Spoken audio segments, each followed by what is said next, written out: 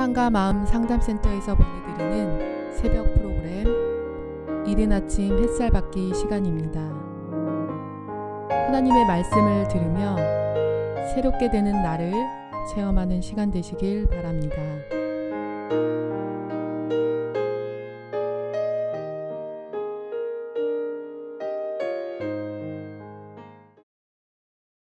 지난주 금요일 마지막 이른 아침 햇살 받기에서는 미갈이 죽는 날까지 그게 자식이 없으니라 라는 말로 맺었습니다.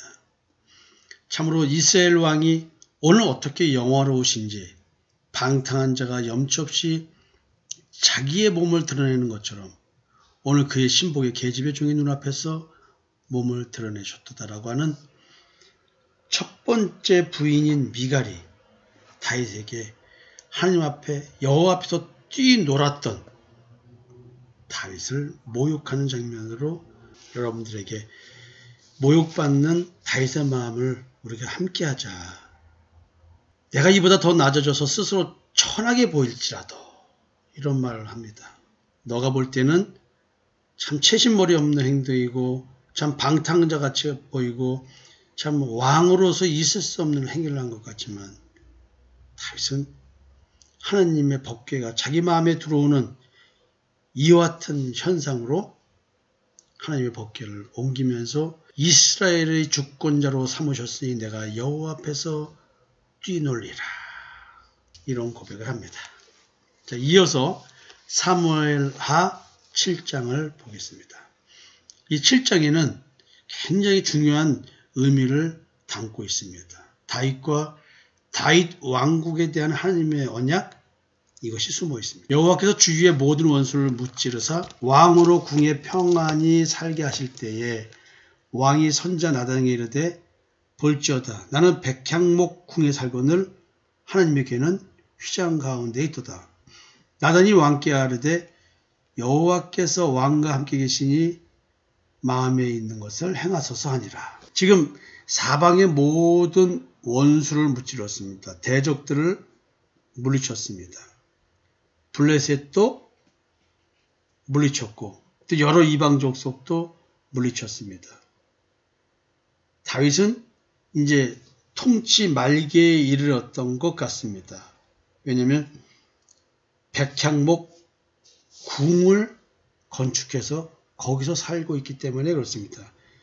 평화가 유지되고 있었다는 얘기지요. 이제 8장이나 이쪽으로 가면 시기는 이 시기보다 더 앞인데 7장이 먼저 이렇게 쓰여져 있습니다. 말기 얘기가 나옵니다. 이 말은 뭐냐면 지난번에도 얼핏 말씀드렸는데 주제별로 쓰이다 보니까 역사적 흐름대를 따라가지는 않고 있다라는 얘기입니다. 여러분들이 앞에서 들은 것처럼 히람이 다윗을 위해 예루살렘에 백향목 궁을 쥐어준 것입니다. 자, 이런 내용에 이어서 그 밤에 여호와의 말씀이 나단에게 임하여 이르되 다윗은 하나님 앞에 성전을 지어드리고 싶었습니다.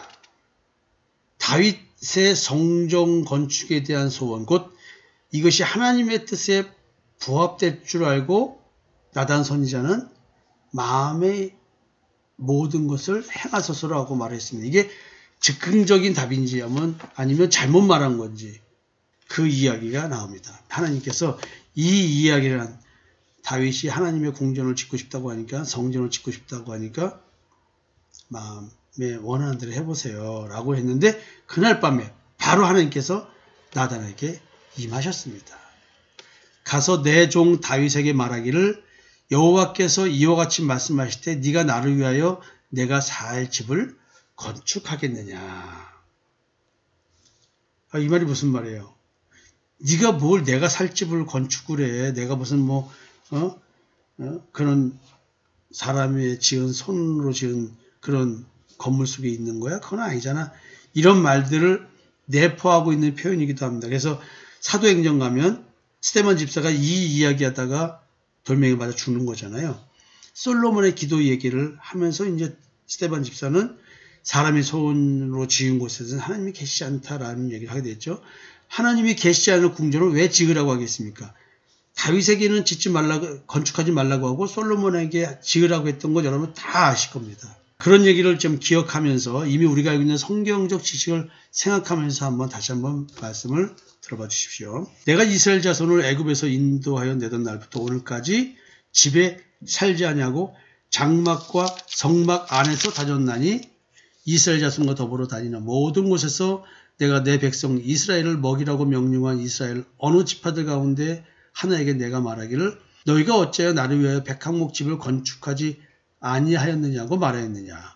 하나님은 어느 누구에게도 어느 지파에게도 하나님의 성전, 성막을 지으라고 건축하라고 백향목 집, 다윗이 살고 있는 성전처럼 그런 백향목 집을 지으란 말을 한 적이 없다는 것이지요. 참 역설적인 얘기예요. 분명히 하나님은 언제든지 백성이 움직이면 하나님의 성막도 움직였습니다. 그 움직이는 성전, 사실 비유적으로 보면 우리가 움직이는 성전입니다. 여러분 이 말 이해하십니까? 사실은 다윗이 전쟁에서 피를 많이 흘렸기 때문에 성전을 지을 수 없다고, 그래서 네 아들 때에 성전을 지으라고 하나님은 말씀하셨습니다.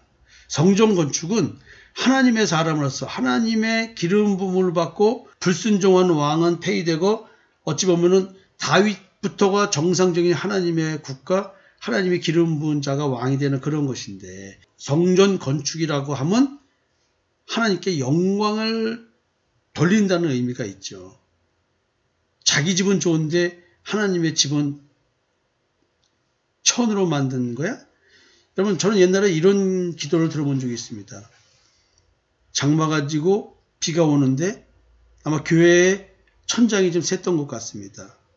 그래서 장로님께서 기도하시기를 우리는 비 안 새는 집에서 살고 있는데 하나님의 집은 비가 샌다고 하면서 눈물을 흘리면서 기도를 하고, 그래서 이제 건축을 했다는 얘기가 있습니다. 성경적으로 놓고 보면은 사실은 맞지 않는 건데 인간적 종교적 관점에서 보면 너무나 아름다운 기도 아닙니까? 진짜 눈물 흘리고 눈물 흘리면서 기도할 만한 것이죠. 피를 흘려서 성전 건축을 못한다. 이게 무슨 말일까요? 하나님의 성전은 화목, 평화, 화평 이런 걸 의미하기 때문에 피 흘린 다윗은 안 된다고 할까요? 사실 하나님의 성전은 우리가 하나님의 성전입니다. 피를 흘렸기 때문에 건물로 짓지 못한다. 이 말을 뒤집어 보면 예수 그리스도의 십자가의 대속의 은총을 받고 옛사람을 십자가에 못 박아 죽인 사람은 장소 중심의 신앙생활을 하지 않는다는 뜻이기도 합니다. 건물, 하나님은 손으로 지은 건물에 있는 것이 아니라 손으로 짓지 않은 건물에 있다. 그게 뭐예요? 우리 마음이거든요. 성경에서 그런 얘기를 계속 하고 있잖아요. 그냥 이런 말 속에는 이런 뜻이 포함되어 있을 것 같습니다. 430년 동안 종살이 하다가 애굽에서 인도함을 받고 종살이에서 자유자가 되었습니다. 하나님은 장막과 회막 같은 의미로 쓰인 거라고 보시면 됩니다. 이동형 거처에 계셨던 것이죠. 당신 백성들을 사랑하셔서 그들을 직접 인도하시기 위해서 사람들이 자는 천막에 하나님도 주무셨다는 것이죠. 이 말은 하나님이 인간 수준으로 낮아지신 건데 결국 예수 그리스도의 성육신, 움직이는 성전으로서 예수 그리스도, 그리고 움직이는 성전이 된 거듭난 우리들의 마음, 그 우리들의 마음을 갖고 있는 이 육신의 삶, 하나님의 성전으로서 이동하는 성전이 된 우리들이죠. 여러분들 지금 이러한 의미들을 좀 이해하셔야 되는데요.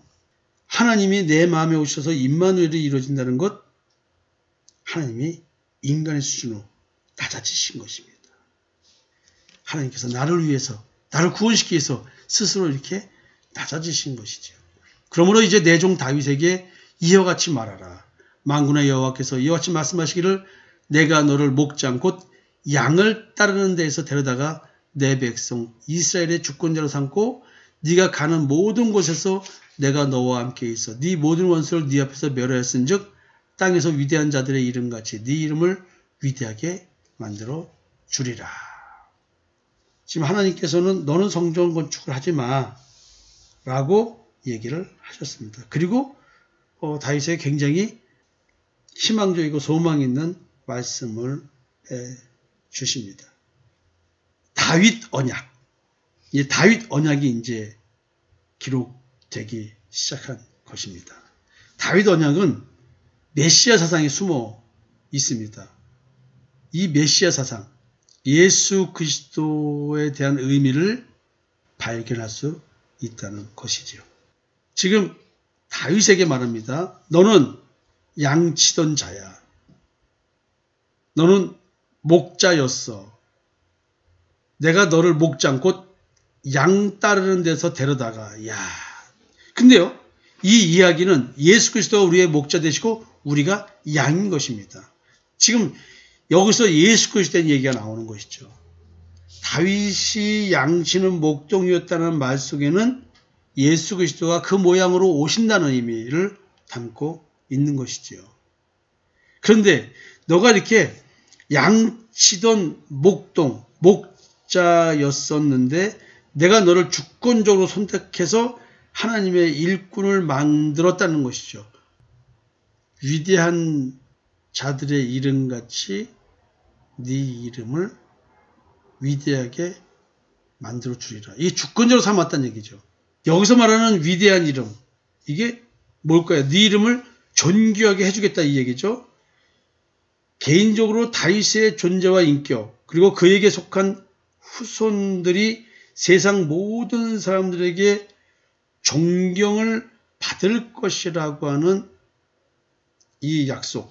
사실 이것은 다윗을 얘기하기보다는 이스라엘의 주권자인 예수 그리스도, 그분의 이름이 이렇게 위대하게 될 것이다 라는 의미를 담고 있는 것입니다. 이건 어찌 보면 단순한 다윗에 대한 축복이 아니라 다윗과 같이 세워진 자들, 선택받은 자들, 다윗의 후손, 예수 그리스도를 믿는 자들, 예수를 그리스도 믿는 자들, 예수 그리스도의 십자가의 대속인적으로 믿는 자들, 그들의 이름이 위대하게 된다. 사실은 이 위대한 사람의 이름은 심판날에 천국문에 들어가는 자와 들어가지 못하는 자에 대한 이야기인 것입니다. 내 이름이 이 세상에서 보면 별 볼일 없는 이름이죠. 그렇지만 하나님께서 나를 위대하게 해주신다는 이야기는 천국문 앞에서 심판받지 않고 천국문으로 들어간다는 얘기입니다.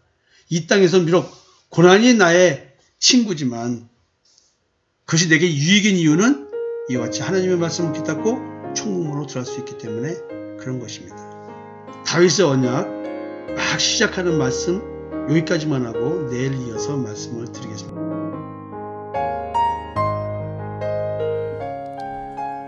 지금까지 사랑과 마음 상담센터에서 보내드리는 새벽 프로그램 이른 아침 햇살 받기였습니다. 오늘도 하나님의 주권적 역사로 마음을 치료받는 삶을 누리시기 바랍니다.